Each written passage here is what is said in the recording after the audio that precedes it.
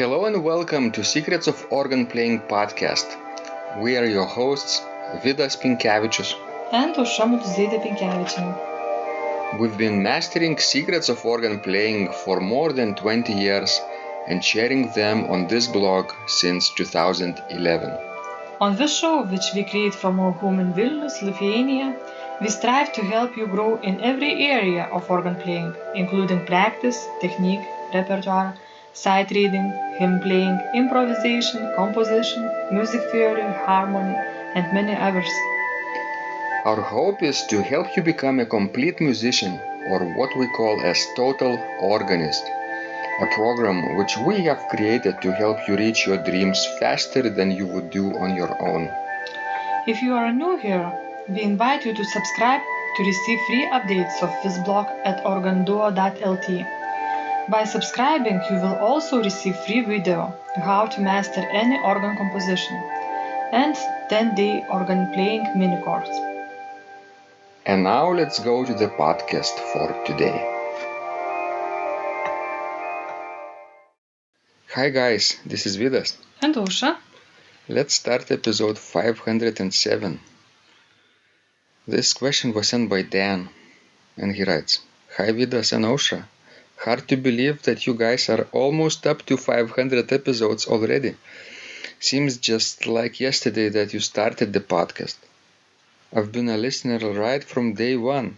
To comment on this episode, another thing that an organist could do during service, if playing a hymn that's less familiar, is to solo out the melody on a second manual, with a prominent reed stop, a couple of principals, or a suitable combination on that second manual so that the melody could be heard.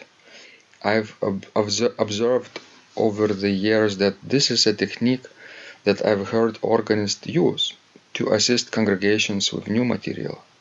Our organist that we had when I'd first started going to the church I'm going to, back in 2000, if there was an unfamiliar hymn before the service, he'd take maybe 10 minutes and go over it. Then during service, for the first verse, he'd solo out the melody on the festival trumpet on the choir division of the organ there. I think in the service, soloing out the melody of a hymn is a good technique to assist the congregation right from the organ. Well, it is a good technique, and I think it might work in many cases, but in Lithuania, for example, we have many churches where an organ has only one single manual. So that technique wouldn't work. And in that case, I would suggest, if you want to really make a melody very prominent, you need to play it in octaves on that single manual. No other chords? No other chords, yes. No supporting harmony. Maybe to play, the hymn melody in the pedal and then to do it in an octave with your hands. So, for example, if the starting note of the hymn is, let's say, treble C, your left hand would play tenor C, and the pedals would play the bass C, the lowest note. That's right. In 3 octaves, basically. Yes. Mm-hmm. Because, this is like a dream when Dan talks about, festive trumpet. How many organs in Lithuania have, a festive trumpet that is in shape good enough, to be able to play it. Yeah, first of all, reeds need to be tuned regularly. True. But of course, we are living in a different world, and each time when Vidas and I go abroad to give recitals, the most amazing thing for me is how well are organs abroad taken care of. Because, whenever you go to France or, to Scandinavian countries, organ are in the best shape. Although some of them stands in unheated churches and still everything is right in tune. Well, it's very simple actually. Organist takes care of regular maintenance that you need to work on, for example, tuning the reed. or a flute or two if it's out of tune a little bit, but less often. Reeds are more often, right? Most often, organist has to have an assistant helping him or her. So just one person has to press the keys on the organ console, and organist has to go into the pipes and tune those reeds. Sometimes reeds are not far away. He can reach it from the organ bench or from the ground floor too. But if organist takes care of regular reeds maintenance, then he or she has to have a good training in this. It's not for everyone, right? True. In Lithuania, we lack that sort of training, you know. Most of organists, we just have no idea what is inside of their instrument, and we have no idea how, you know, to maintain it. And no interest in it. True. No, basically no interest in finding out even how the organ functions. And this is just too bad, because we have so many beautiful churches, you know, especially in Vilnius. Most of them are built in the Baroque style and have wonderful acoustics, but organ are just in a terrible shape, and many of them. And for example, organists writes their registration without any regard of what kind of stops they're using, right? They would write down numbers. That's right. But they don't know what those numbers mean. When they go to another organ, they have to start the registration process all over again, because number 5 or number 18 doesn't tell them anything. That's right. So that's one thing. They're not interested into technicalities of the instrument. And another thing is that a church has to have a contract with an organ building firm. Well, you need to have an organ building firms. Do you remember when we tried to know to get hold of, you know, some organ firm that would take care of, you know, our organ at St. John's, so that we wouldn't have to do it regularly? Nobody wanted. Nobody wanted, and nobody took that position, so we do everything ourselves. Mm-hmm. Basically, it's because we don't have many, you know, organ building shops in Lithuania anymore. Only about 2, I would say, are left. Yes, this is really not enough. There is some sign that 1 or 2 younger people are more interested in this, and in the future might open maybe their practice. Well, but you know, how will you make a living? It's very hard. We would not receive many new contracts, Mm-hmm. and only to take care of old instruments. Who will pay you for doing that work? Usually, no church doesn't want to pay for it. If you travel, I think around the country, just doing maintenance, let's say on weekdays, right? 5 days a week, you can travel to 5 organs. True, and I think that, you know, what makes this whole issue is that so many people don't understand about organ at all, and even well-educated people don't. Because I remember maybe 10 or more years back, we had this question risen at the Vilnius University, you know, because of St. John's Church organ. But I think rector or prorector asked, so we built an instrument, we paid so much money, and now it needs tuning, it needs maintenance. He couldn't believe it.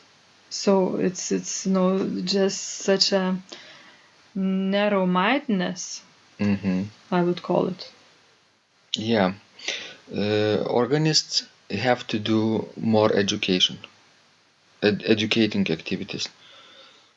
Showing for the general audiences how the organ works, how much is needed to maintain it, right?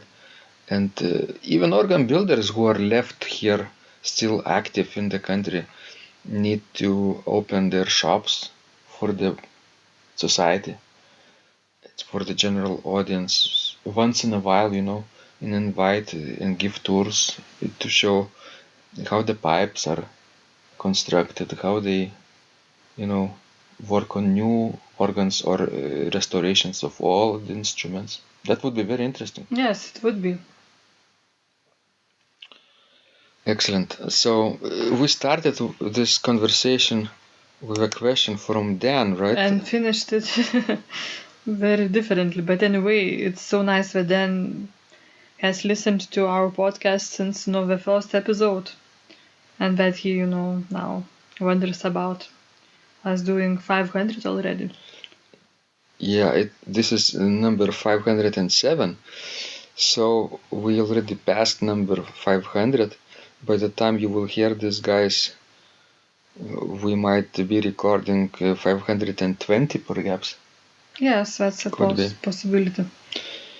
But anyway, I think Dan's idea about, soloing out the melody is very appropriate. And if you, have larger organs, and, have possibility to do it, then please do it, because it really works.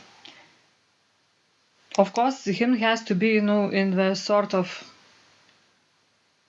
firm character. It shouldn't be, you wouldn't use the solo trumpet for, let's say, hymn that is in a soft character. Yes, because it is sorrowful, character, because it provides this, festive mood, festive atmosphere. Yeah, if you need to solo out a melody on a gentle hymn, then maybe use some kind of principal combination, yes, or maybe flute combination with flutes 8/4, maybe a tierce or a fifth. Yes. Or like a cornet. Yes. Yes, I thought about cornet. If you don't have a trumpet, for example, you could use cornet instead of it. It would sound probably more genteel than trumpet, but would still work fairly well. You mean gentle? Yes, gentle. Good. Thank you, guys. This was Vidas. And Ausra. Please send us more of your questions. We love helping you grow. And remember, when you practice, miracles happen. This blog is supported by Total Organist, the most comprehensive organ training program online, where you will find courses for every area of organ playing, including technique, practice, sight reading, repertoire playing, hymn playing, improvisation, composition, music theory and harmony, with hundreds of scores and thousands of exercises. Here is what some of the students are saying. Hugh writes, "The sight reading course has helped me tremendously. Thank you very much for your SS courses and all your help." Robert writes, "I found the fingerings, registration ideas and general comments to be excellent." John writes, "I have found your download very helpful. It was really excellent.